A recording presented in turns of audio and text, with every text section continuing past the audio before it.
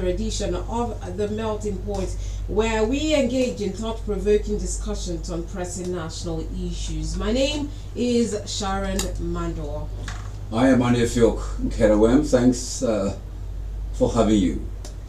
Alright, so today we are tackling two critical and intertwined challenges in Nigeria: the persistent battle against corruption in public institutions and the heated debate on restructuring our federal system.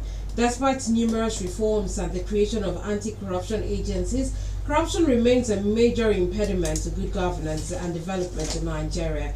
On the other hand, many argue that the centralized structure of our federalism exacerbates issues of resource allocation and governance inefficiency. So, how can we strengthen public administration to address these issues? Is restructuring the answer to improving accountability and governance?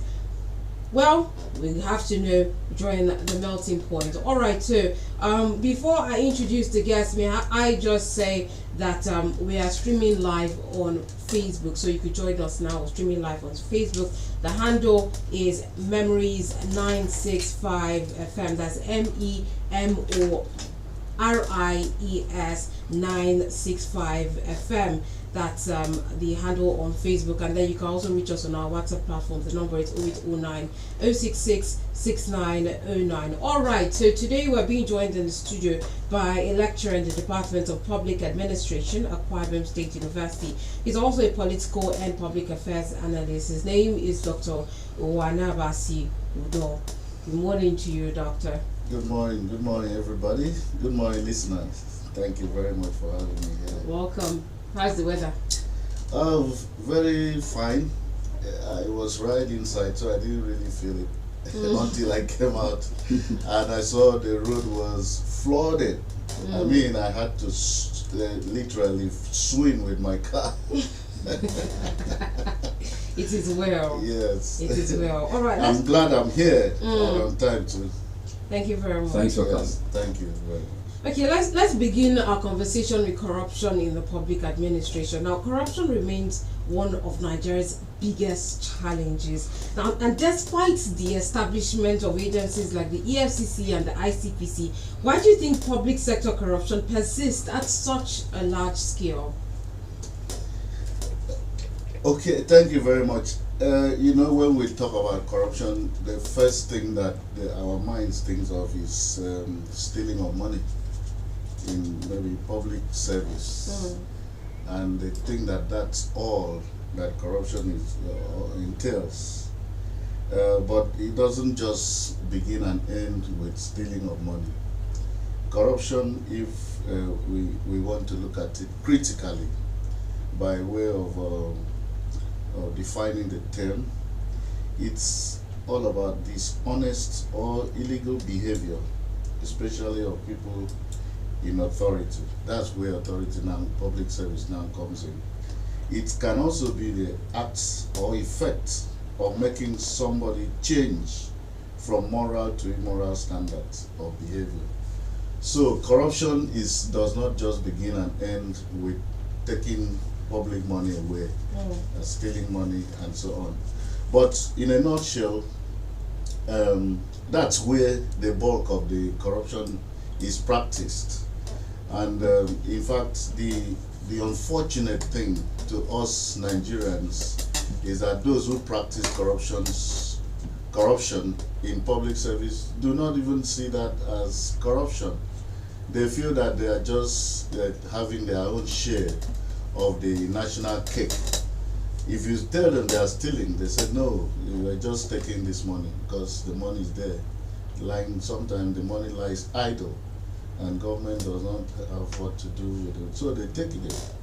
And so to battle with the federal government over time has used various mechanisms, various instrumentalities to try to combat with, I like to use the word combat because it is almost like a war. It's a fight against what in quotes I would call a personality of corruption. It's a force that needs an equal level of force and action to be able to expunge from the society. But it seems that all that governments have done so far, like you've talked about using EFCC, Economic and Financial Crimes Commission, using ICPC, using the police, using NDLEA, using, in fact, all those agencies to fight, it seems they have not done enough. And it seems that corruption has become very, very powerful, a powerful monster that if care is not taken, nobody will be able to, eliminate it from the public service. So, but nevertheless, government should not relent in their efforts. But the point I make, and I make it with emphasis, emphatically, is that government should be sincere about their fight against corruption. Government should not pretend as if they are fighting against corruption, yet in the back of their mind they know that they are not fighting against corruption. Is this what we're experiencing right now? Of course. How would EFCC arrest, go to arrest somebody, and then all you hear is that somebody has been arrested. You've not heard of being, taken to court and judgment is passed and the person is imprisoned.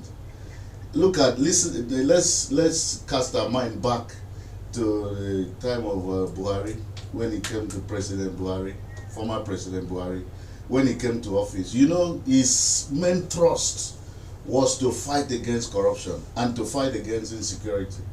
And he insisted and actually set up a force, what we call a task force, that went about, getting the money that people stole in millions and billions, getting it from them. And we saw that they practically got so much money from those people. But at the end of the administration, the money was not declared. The money, we don't know where the money went. He did that with a promise that he was going to, sue these people to court, and then the court was going to determine their case. But we never heard. Nobody had the effrontery, the muzzle to even mention one person's name who they saw that was corrupt and they had collected money. But they had actually collected so much money from these people. We don't know what they have used the money for. We don't know whether the money is still there in government coffers up to today.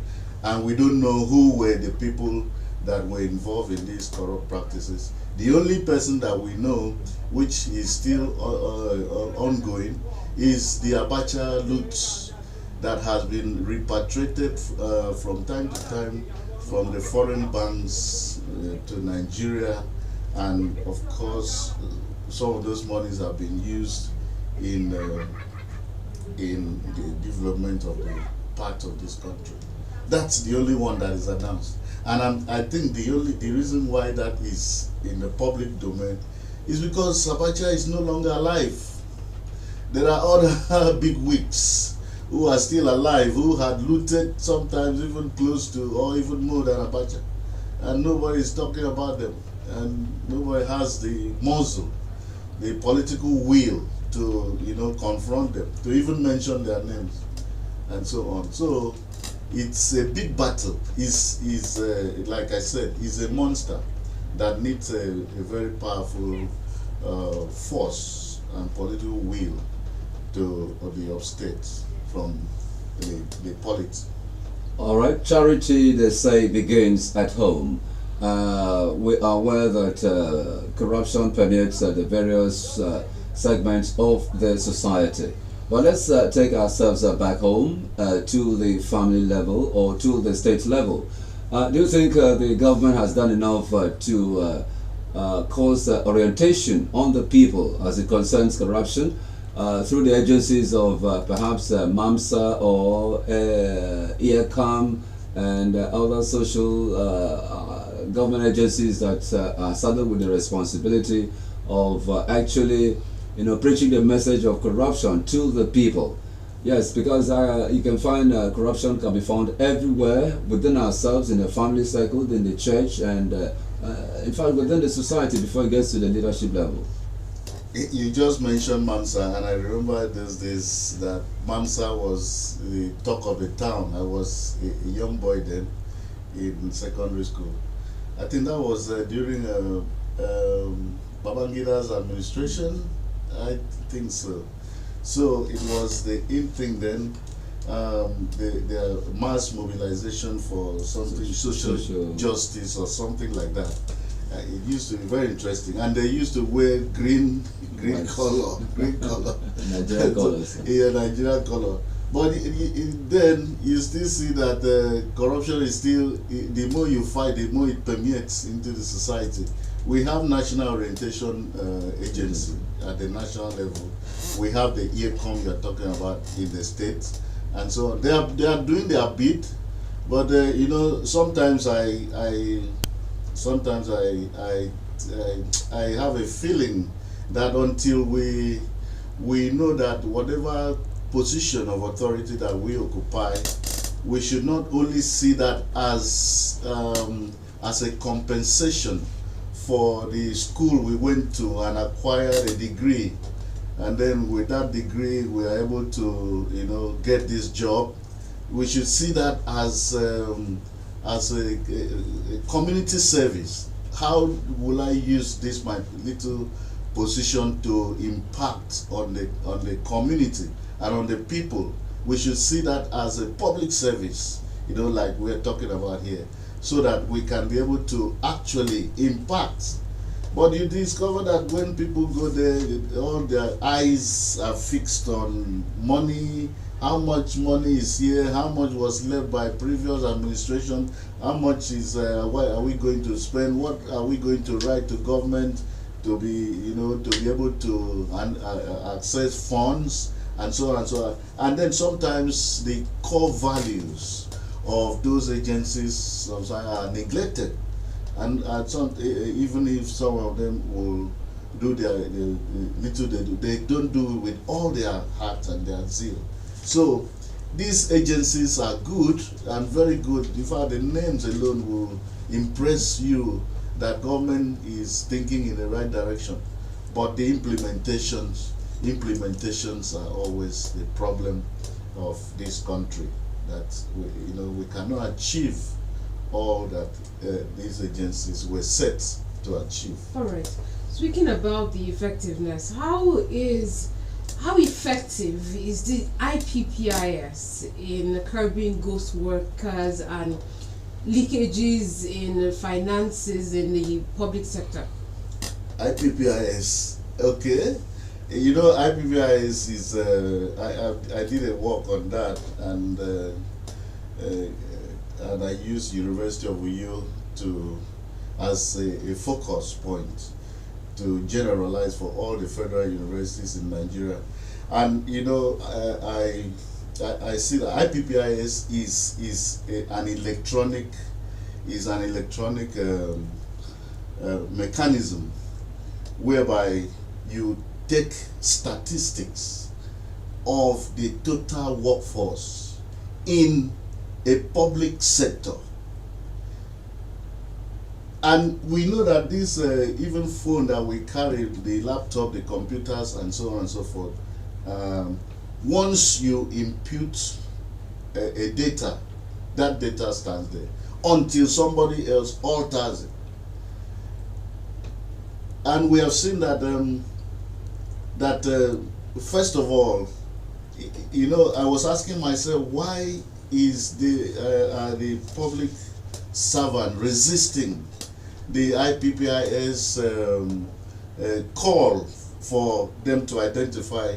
And I found to my amazement that most of the people, most of the university staff, especially the academic staff who went and registered in IPPIS, some professors that used to earn over 500 and something thousand naira a month, will receive 50,000 naira or 52, 53 or 60 at the end of a month, and everybody was crying everywhere. Why? We couldn't establish why the system could not work. The system that Nigeria bought, because this is an app, if you buy it, it has its own effectiveness and efficiency. There are some that are, you know, if you fall into a wrong hand, you buy a wrong thing. What I'm saying is a practical thing that I did, and I actually went on investigations. And these people did not have who to complain to. All they were going, how can a professor get 52,000 naira at the end of the month? What will he use it for? Is it that the system has been configured to behave that way? Or tampered with? I don't know whether you use the word, if you use the word configure, that is a well-planned thing.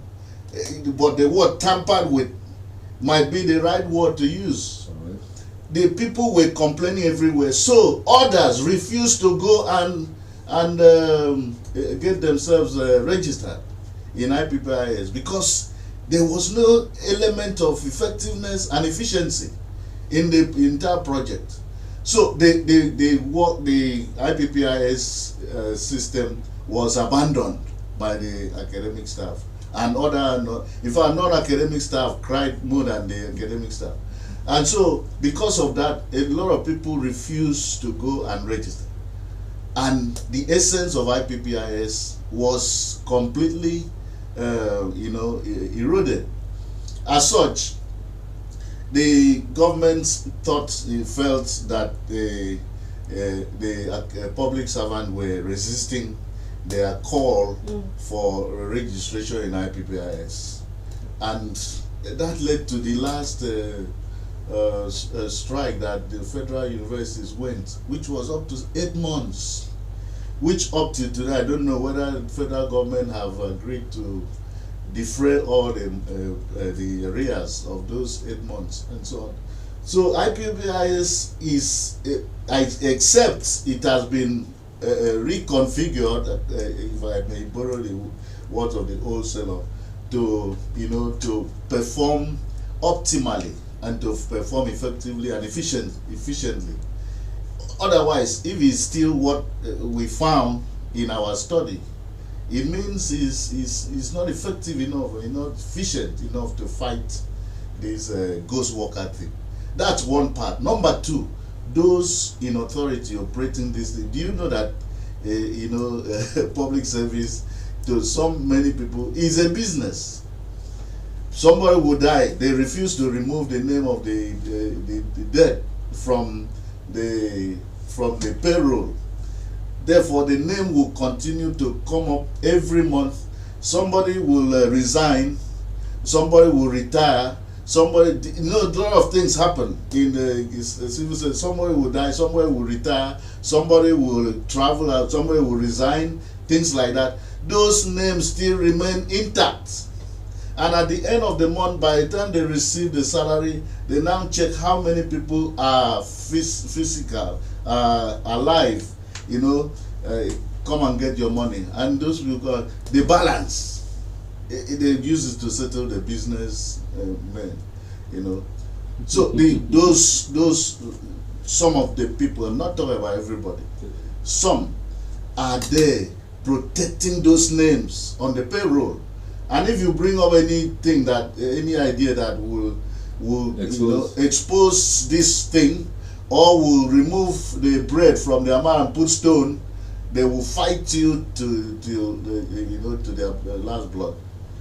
And so making a public service a business is a very bad thing to do, because public service was supposed to be a government agency that will provide services to people, if at all, if it is a public corporation, like a public enterprise, you provide those services at subsidized rate. Although Nigeria does not like the word subsidy in these days. Subsidies removed from everything, removed from petrol, removed from electricity. Removed from school fees, removed from removed from Gary and okra, and all that. So everything we carve it out now the way it is, with the little income that we used to receive up to now. Federal government has not yet paid the 70,000 naira that they maybe if I should say it was sluggishly agreed to pay. I only hear that they think they have set up an implementing committee to look into it. I don't know how long that committee will act for it to bring to fruition the payment, the actual payment, because we are waiting for the payment. To see how that can cushion the effect of this subsidy, because it's biting, guys biting. All right.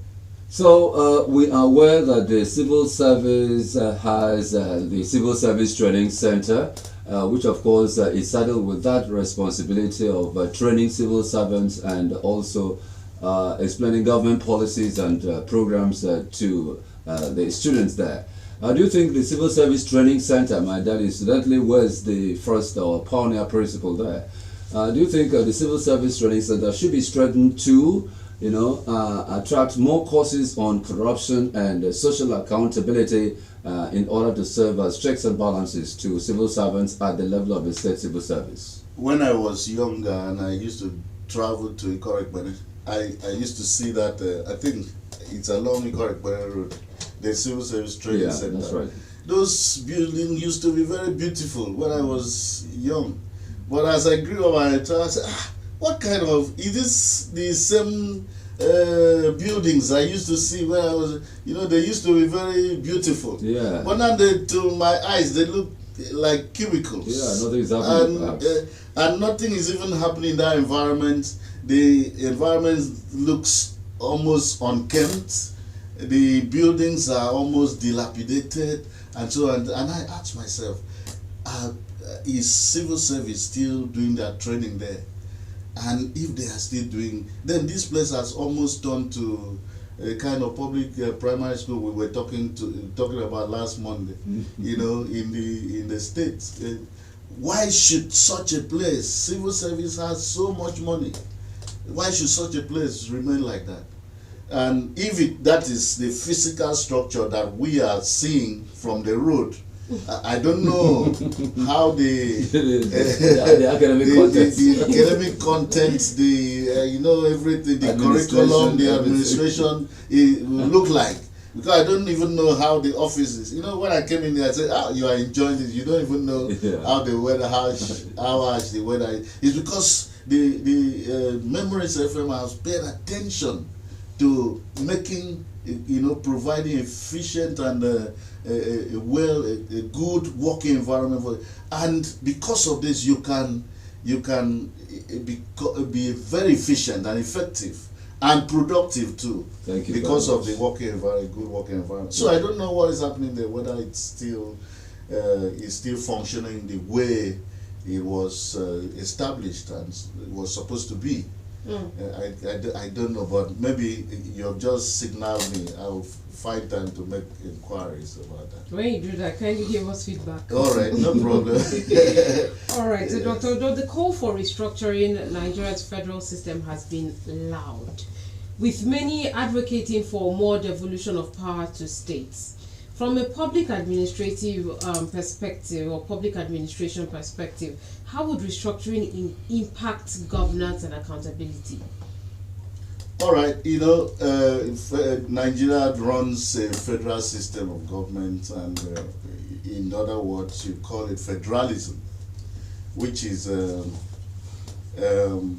system whereby the states are given power and some level of authority to control their affairs. But despite that, these states are being controlled centrally by the central government, which is called federal government in our own case. That federalism, I call it in my own parlance as paternalism. Paternalism gives you an idea of a father figure sitting on the high table there and having children, and at the end of at the beginning of the day, he will send the children out and say, go and fish, go and source for livelihood, and make sure whatever you get, don't use it on the road, bring it back to this table, and then we will decide on how we're going to share it to everybody. And and the children who are very obedient and very submissive to the father figure now goes out and source for livelihood and bring to the table. And the father, you see, the father now put it and congratulate the big son, the senior son and the senior daughter, and say, oh, you people did very well. But these little ones could not do have the kind of strength and as much as you did. So let's see how we share your part of what you have brought to them so that they too can survive. That is the crux of the matter in this country, whereby some states naturally, by natural circumstance, by the design of the creator, have blessed different states with different kinds of natural endowment. Some have the crude oil, like Akwa Ibom State, like the Niger Delta region. Some have solid mineral, like Zamfara State. They have, I think they have gold, and so on. So that makes, supposed to make Zamfara State very, very powerful. But somebody takes ownership. He says that gold mine is mine. Just like some people have taken ownership of oil wells. Get certificate from the federal government, buy oil wells and own, instead of allowing oil wells to be owned by the country.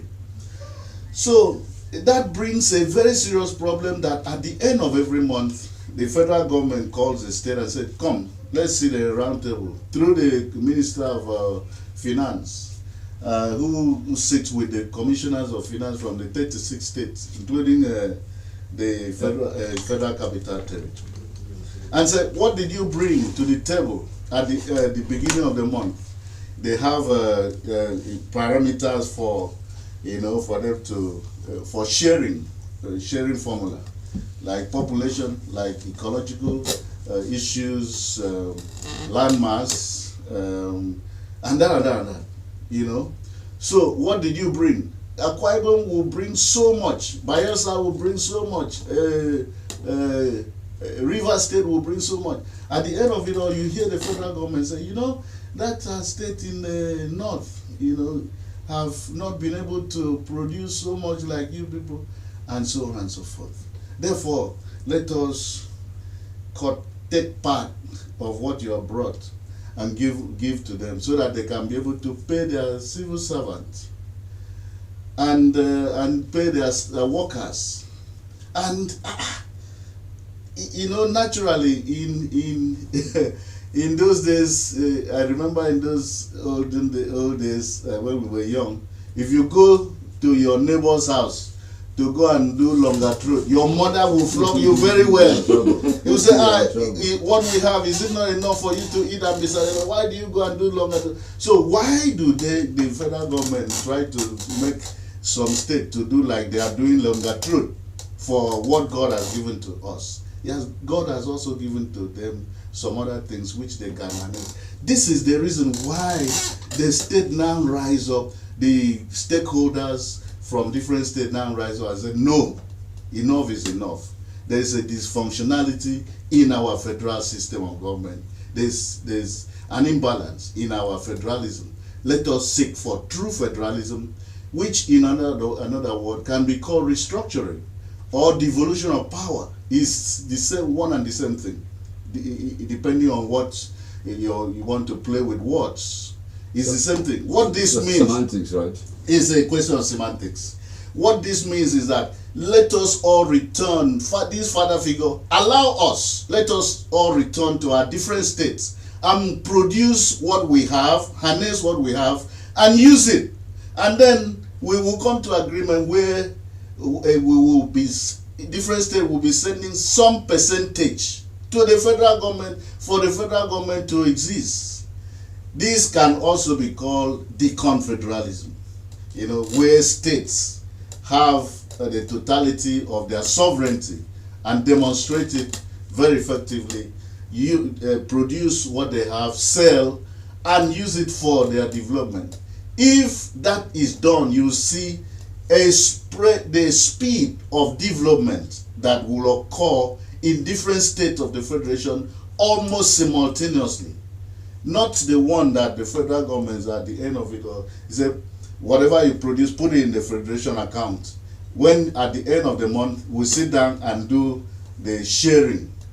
And sometimes you see that some states are more populous than the other ones. Some like Zamfara State now, we've heard that they have been submerged by flood.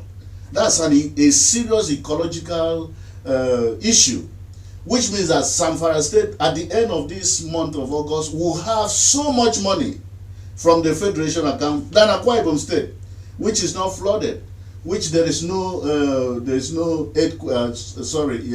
erosion or whatever. Those are some of the ecological issues. And so you see these imbalances. Because of these imbalances, the states say no, we need the glamour for the restructuring. It just this is the reason why that glamour has become the in thing now. So I don't know what the federal government is careful not to lose their guard, because if they should, the people who are clamoring for this will have their way. Okay, listener, if you are just listening to the conversation right now, you're on to Memories 96.5 FM on a Tuesday morning, and we're looking at corruption and in the Nigerian context, and in fact, as it cuts across every strata of the society. And we have erudite lecturer here in the house. Administration department. Yeah, and we're looking at corruption and reforms in Nigeria. Well, corruption through every level, runs through every level of the Nigerian government, from considerable contract fraud at the top, through petty bribery, money laundering schemes, embezzlement, and seizing salaries from fake workers. Well, it is estimated that corruption within the state apparatus costs the country billions of dollars annually. Now, in view of this, do you think the Nigerian government have done enough to, activate the social institutions to check corruption, minus the EFCC and the ICPC, the judiciary as well? Do you think these agencies of government need some more reforms to actually check corruption at the level of the civil service? Dr. Odo, just before you respond to that question, I'd just like to ask a follow-up from what you said. You've mentioned the importance of true federalism and all of that, but one would ask, this restructuring, as you've called it, would it promote transparency and accountability, or will need more reforms to complete the circle? Yeah, okay. If the country is restructured and the states are given the freedom, the free hands to produce and sell and develop their states, there will be some level of control. Some level of control in the sense that, the people practicing these things will be closer to the governor. And the governor will want his state to stand out as the best. Let's take, for instance, the Abia State government. Right now, the governor is ensuring that things work well.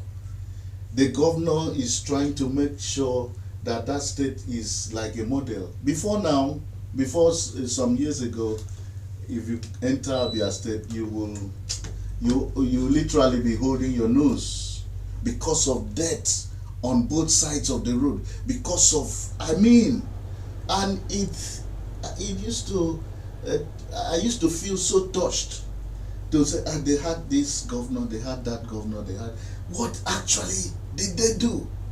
Didn't they ever think of the welfare of their states? And it seems to me that they didn't used to think about that.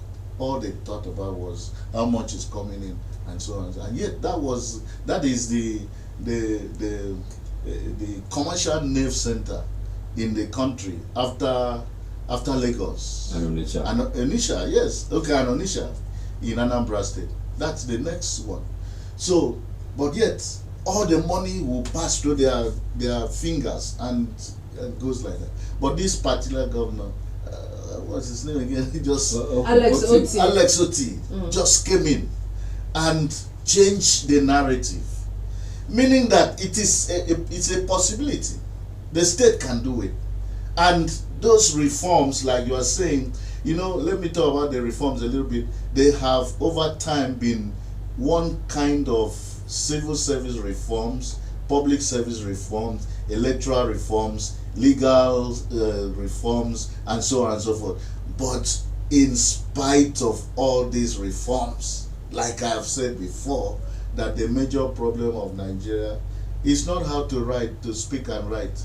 Because they speak and write, they reform. Somebody will speak, somebody else is writing, and then they type it and put it in a paper. It's about how to bring it out from the paper and implement it.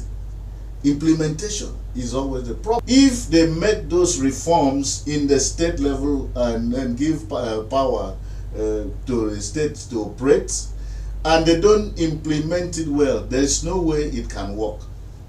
But one thing I'm sure is that because the implementers of these policies will be closer to the governors, the governor will put an eye on them. Those who do that in the federal government, they are not very close to the president. Do you know that the minister finds it very difficult to see the president? Can stay for 1 month without seeing him, except in the exco. And the exco, if you have seen it in the television, see where the president is seated far away there. How can you communicate? His phones may not be good. The number he gave you may not be the one he has brought to the state exco. So even if you send text, he wouldn't even carry the phone and look at it at that time. So you can see the gap between the supervisor, let me in quotes, the president as supervisor, to the ministers at the gap, And so the minister can say, so why am I killing myself? Let me just do what I can and then walk away whenever I'm asked to walk away. So that's the reason why, because of this gap, that there is this proximity there is this problem of implementation. If you have somebody who is monitoring, let me give you an example. You have the traffic light. The traffic light was meant to be respected by motorists, but to our greatest surprise, either some of them will say, I don't have sufficient fuel, so why don't you off the engine and wait for the red light to change to green before you start the engine again and move.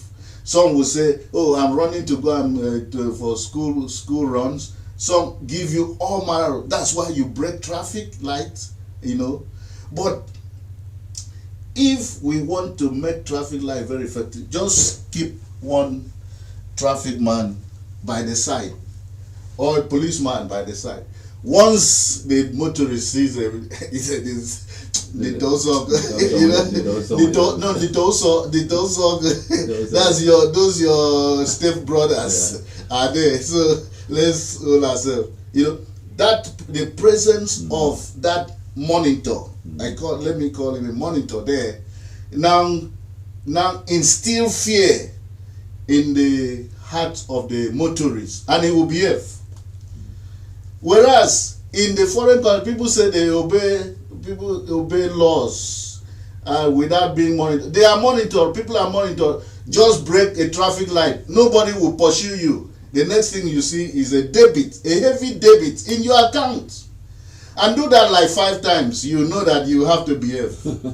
Nobody, because there is a CCTV everywhere. They monitor you. Once you break traffic, nobody pursues you. And you say, maybe you have passed. And nobody has seen, they have seen you. The next thing you see is a heavy debit of, oh, you have broken. And they describe where, I said, you mean the next time you behave. Okay. Go to a supermarket, a mall, and pilfer. Just pick a little sweet and put it in your pocket. You'll be shocked at what will happen. That means that the system, the society is well secured, protected, and people are monitoring, sitting far away in the offices and monitoring the activities of things that are going on the highway.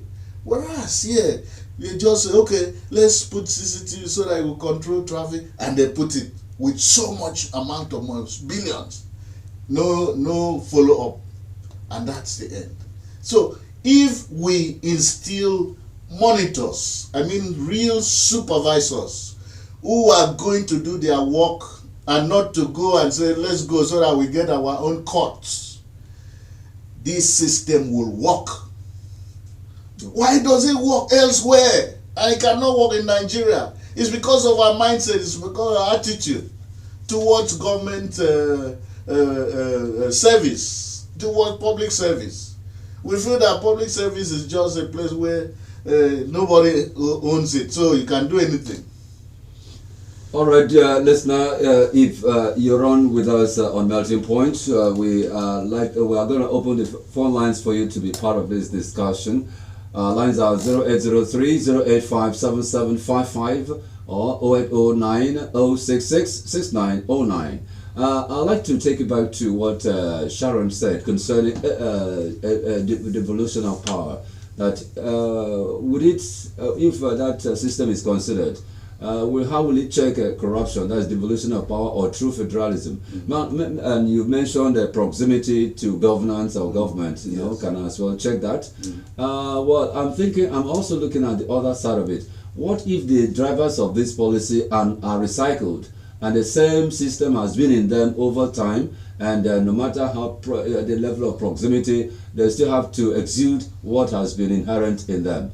Don't you think the drivers of this policy also can be faulted, even in a true federalism system? Before you respond to that, Dr. Odo, let's pick this call. Okay. Hello, good morning. All right, we lost that call, but do want to call us back 0803 085 7755 or 0809 066 6909. That last number is our WhatsApp number, so I'll take it again, 0809 066 6909. We're streaming live on Facebook. The handle is Memories965FM. Go drop a comment there and then we'll read it out. After Dr. Odo responds to that, we'll go through our Facebook comments. All right, Dr. Odo. Okay, I want to say the drivers of the policy. Yes, I remember your question. I want to illustrate that in this form. You know, if you establish a business, it means you have formed an organization, whether it's private or it's public. The chief executive of that organization will have to employ. Employment comes training. If you employ either by mistake or by whatever parameter you use in employing anybody, you cannot fire. If you hire, yes, let me use the right word. If you hire anybody, you cannot fire. If you hire anybody, you cannot query. If you hire anybody, you cannot reprimand. Meaning you have begun to bring down your company, your organization. Therefore, a chief executive should know that he is in charge of an organization or a government. Therefore, anybody who is, no matter whose up is God, you should fire the person. Before you fire, there is a procedure. You have to give a query. You have to give a warning. Doctor, yes. Sorry, we have to interrupt. Sorry, we have a call here. No problem. Hello, good morning. Good morning, welcome, Udo.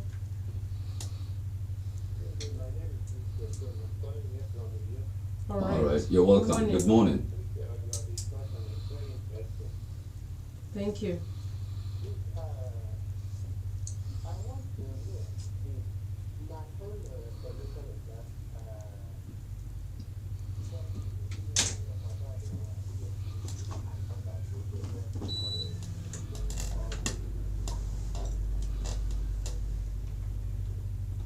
Hello?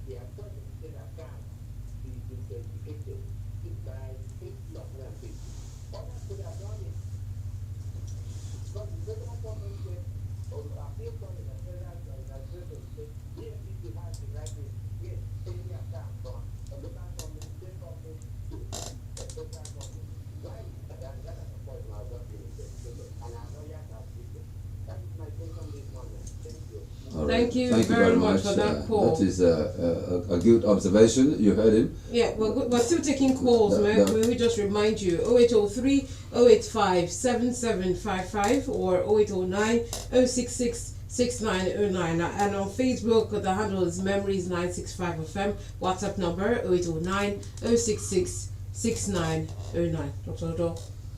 You know, that's like making a recommendation, and in academics we say assign your recommendation to implementing agencies. Don't just say this should be done and that. Assign it. The man has just assigned his suggestion to NBA, and I'm not a member of NBA, so it's difficult for me to answer. So you people will have a responsibility of channeling. A legal, practitioner to channeling that why that aspect is silent. Yes, it's silent, because they will know better than me.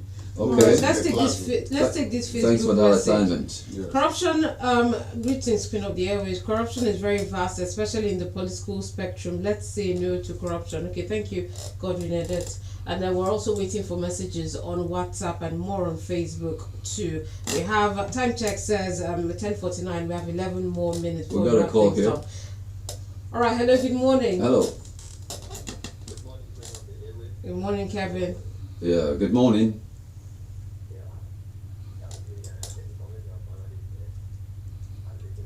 Thank you.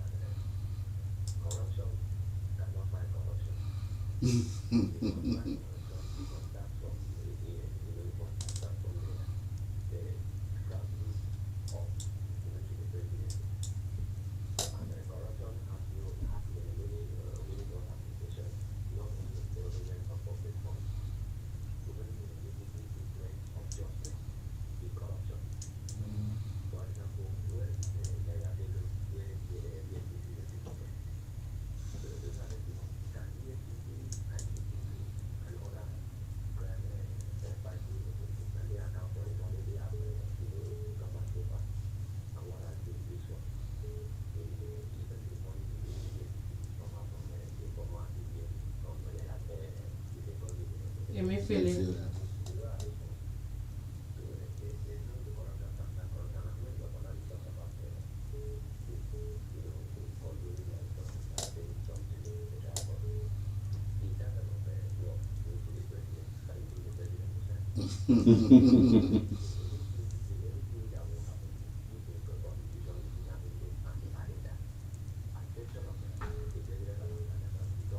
All right, thank you, Kevin.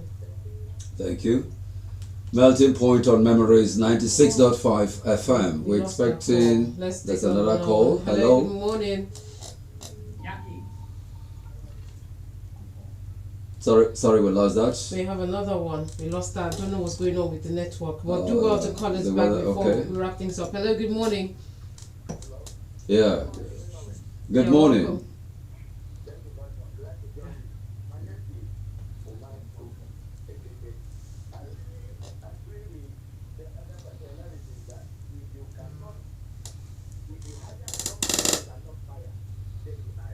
Yes.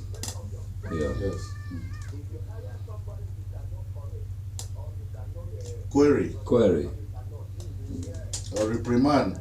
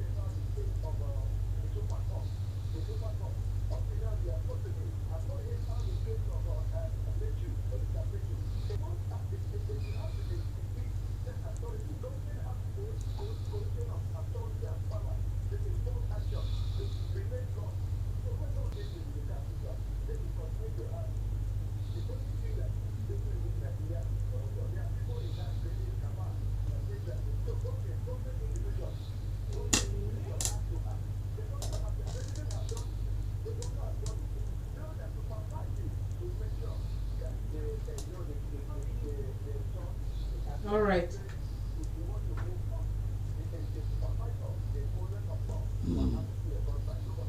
Thank you very much, sir. Thank you. Thank you very much, Moscow.